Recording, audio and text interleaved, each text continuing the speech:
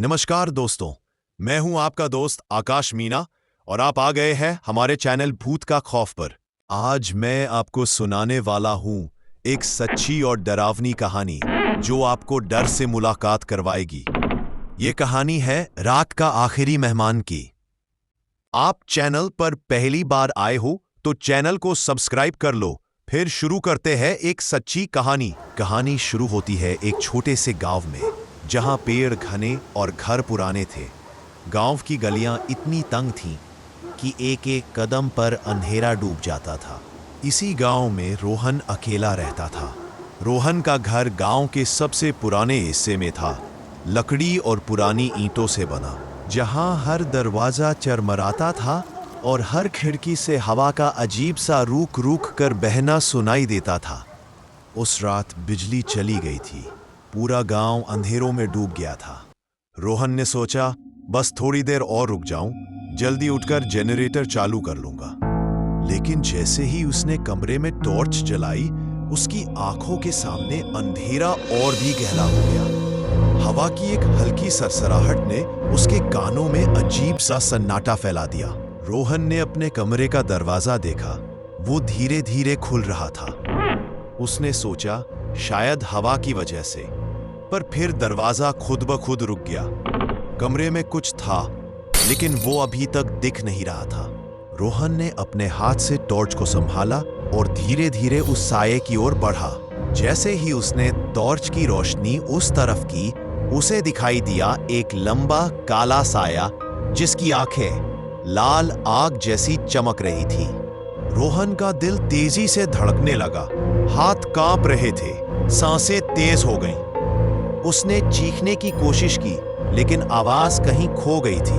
और तभी उसने सुना एक धीमी, खौफनाक आवाज, रात के आखिरी मेहमान को मैं हमेशा देख लेता हूं। रोहन ने पीछे हिलने की कोशिश की, पर पैर जमीन से जकड़े हुए लगे। उसकी नजरें कमरे के हर कोने को ताका रही थी।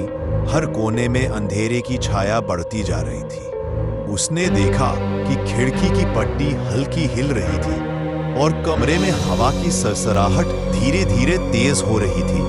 अब रोहन ने महसूस किया कि भूत केवल उसके सामने नहीं था, वो उसके चारों तरफ घूम रहा था। कमरे के हर कोने में उसका साया महसूस हो रहा था। हर कदम पर, हर सांस के साथ डर उसके रग रग में समा गया। टॉर्च की रोशनी अचानक कम हो गई और कमरे में सिर्फ अंधेरा रह गया। रोहन ने महसूस किया कि भूत उसके बहुत करीब खड़ा था।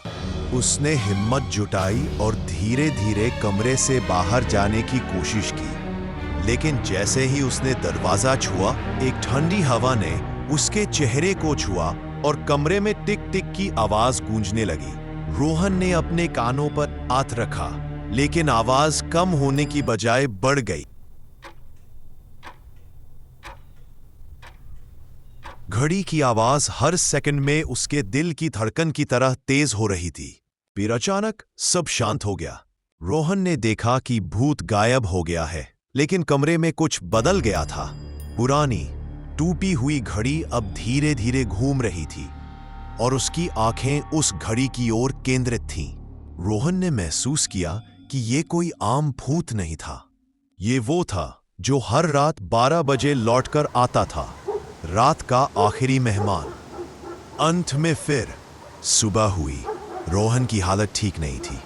कमरे में सब कुछ वैसा ही था, बस घड़ी वही थी जो अब भी धीमे धीमे टिक टिक कर रही थी। रोहन ने खिड़की बंद की, दरवाजा लॉक किया, पर मन में डर हमेशा के लिए बस गया। तो दोस्तों, याद रखिए, रात का आखिरी मेहमान हमेशा लौटकर आता है। क्या आप तैयार हैं जब वह आपके दरवाजे पर खड़ा हो? अब आप क्या करेंगे कमेंट में जरूर बताएं। तो दोस्तों, आपको कहानी कैसी लगी? मैं हूं आपका दोस्त आकाश मीना और मैं फिर लौटूंगा एक और रहस्यमय और सच्ची डरावनी कहानी के साथ। तब तक के लिए बाय बाय।